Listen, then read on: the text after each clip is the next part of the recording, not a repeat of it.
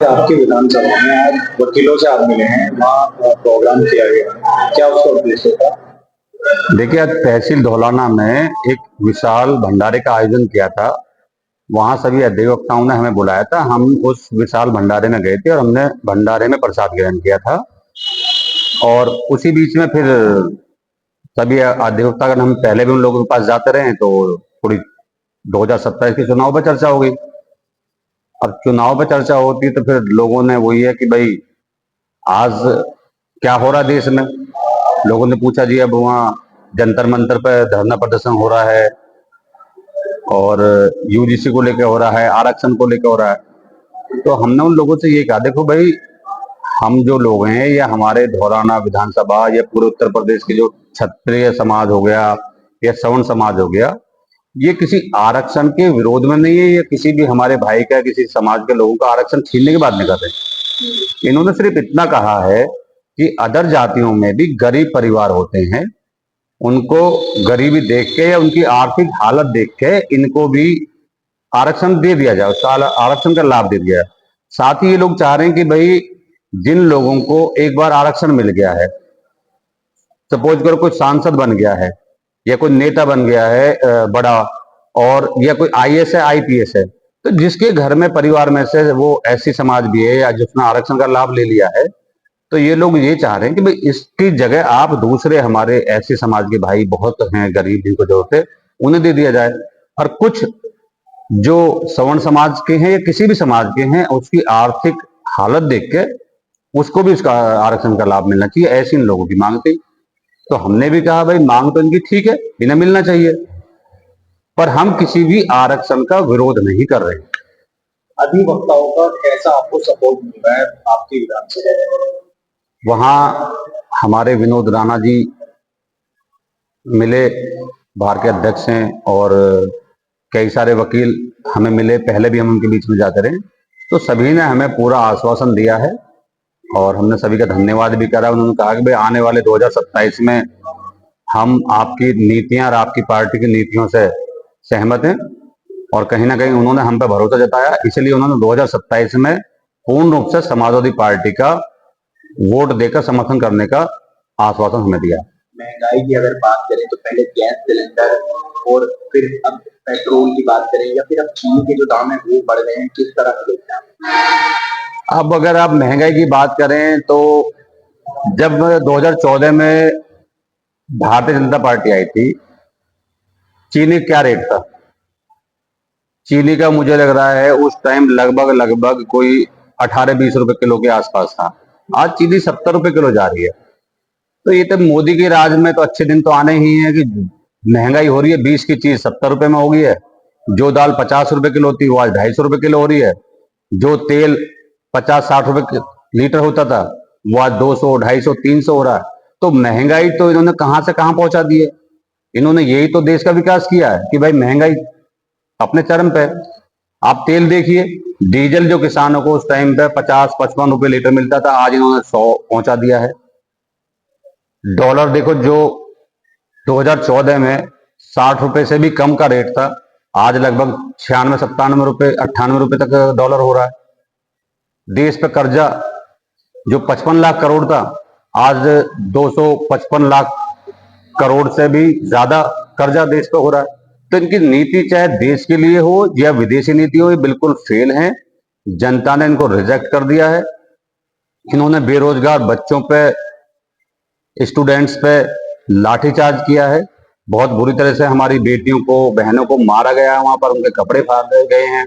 और कल भी वहां पर जो समाज आरक्षण, ठीक है भाई वो आरक्षण मांग रहे हैं, आपको उनको सुनना तो चाहिए, लेकिन ये सरकार इतनी ढीठ है कि उनकी बात सुनने को भी तैयार नहीं है। जबकि वो लोग कह रहे हैं कि हम आरक्षण का विरोध नहीं कर रहे हैं, हम इसमें एक कमिटमेंट चाहते हैं कि भाई जो गरीब बच्चे सवर्ण समाज के हैं या किसी अलग समाज से भी हैं, भाई आप उनको ले लो। लेकिन इनकी तो अपना हट धर्मी है, सबको मार पीट के कल भी बसों में भर भर के किसी को हरियाणा में सोनीपत छोड़ा है, किसी को करनाल छोड़ा है, किसी को कहीं।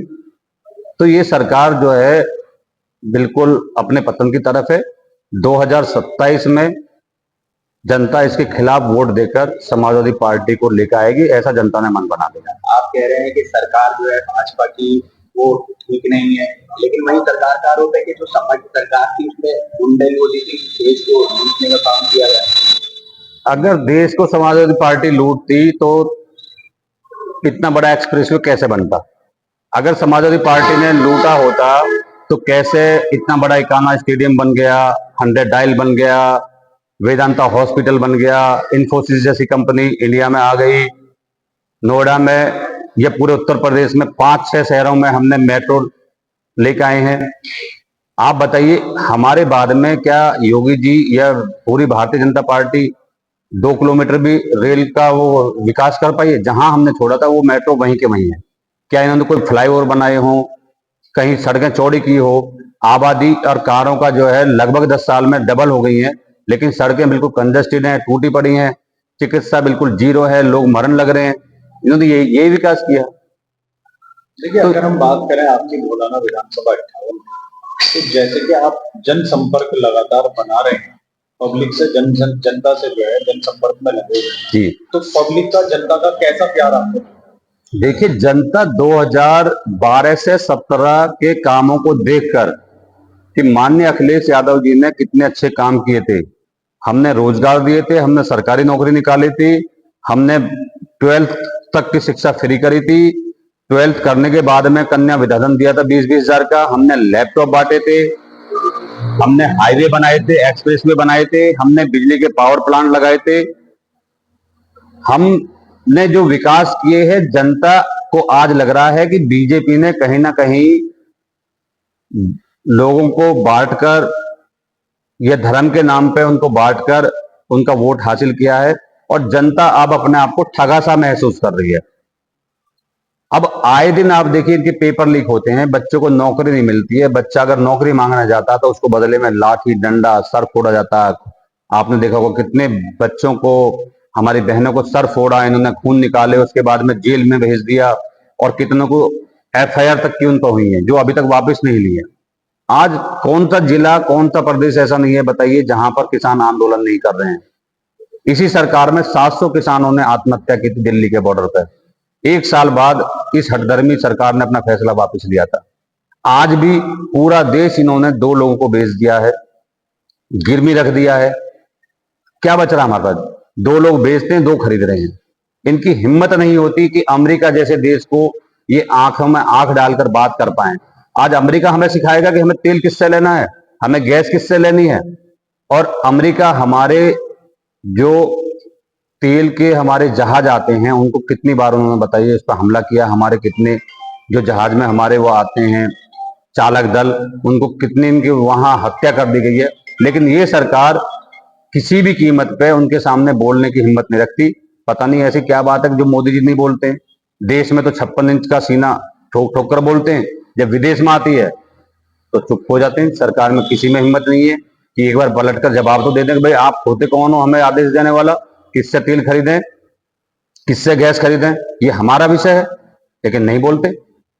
सभी सरकार जो है जीतने से पहले, जब चुनाव से पहले दावे वादे करती है विकास की बात को या फिर महिलाओं के सम्मान की, लेकिन चुनाव जीतने के बाद वो चीजें कहीं ना कहीं दिखाई नहीं देती। अगर आप विधानसभा चुनाव अपना जीत जाते हैं तो आप किस तरह से विकास की जो है धार देंगे? थोड़ा समाजवादी पार्टी जो वादा करती है उसे निभाती है। हमारे नेता ने पिछली बार भी जो वादे किए थे, 5 साल का जो हमने अपना घोषणा पत्र लिखा था, हमने 4 साल में पूरा करके जनता के बीच में चले गए थे। जनता से पूछा था कि क्या कोई ऐसा घोषणा पत्र है हमारा, या घोषणा में कोई ऐसी पॉलिसी है हमारी कि जो हमने पूरी नहीं करी हो। हमने अगर किसी चीज की घोषणा करी थी तो पूरा उसका अपने कार्यकाल में उसको संपन्न किया था। आगे भी जनता के उसी विश्वास पे हमने कहा है कि जो हम अब घोषणा कर रहे हैं पूरी करेंगे, चाहे 300 यूनिट बिजली का मामला हो, चाहे 40,000 पेंशन का मामला हो, चाहे लैपटॉप का हो, चाहे एजुकेशन फ्री का मामला हो, चाहे चिकित्सा फ्री करने का मामला हो। हम कहीं ना कहीं जितने वादे करेंगे उसको पूरी तरह से आपको आश्वासन देता हूं कि अपने राष्ट्रीय अध्यक्ष की तरफ से कि हम 100 का 100% उसको वादे को पूरा करेंगे। और एक चीज आपको और बताता हूं, पूरे क्षेत्र में हम लोग जाते हैं, मेरे पास में कितने बुजुर्ग लोग मुझे मिलते रहते हैं जो कहते हैं कि सर हमारे पिछले 8 महीने से 10 महीने से पेंशन नहीं आई है। जो सरकार 1500 रुपए महीना पेंशन नहीं दे रही, वो निकम्मी सरकार 50,000 रुपए इनको दे देगी किसानों को। ये झूठे वादे करते हैं। जैसे इन्होंने पिछली बार 15-15 लाख का लॉलीपॉप जनता को दिया था, इसी तरह अब चुनाव आ रहा है। अब ये 50-50 हजार की घोषणा कर रहे हैं। जनता समझ चुकी है कि ये झूठे वादे करते हैं। ऐसी झूठी सरकार, और जो सरकार जिसके हाथ गाय के मांस में रंगे हों, जो सरकार गाय का मांस बेच के पैसा कमा रही हो, डॉलर कमा रही हो, ऐसी सरकार यूपी में किसी को नहीं चाहिए। ये सरकार को जाना पड़ेगा। लोगों ने मन बना लिया, 2027 में अखिलेश यादव को आना है। जनता की ऐसी पुकार।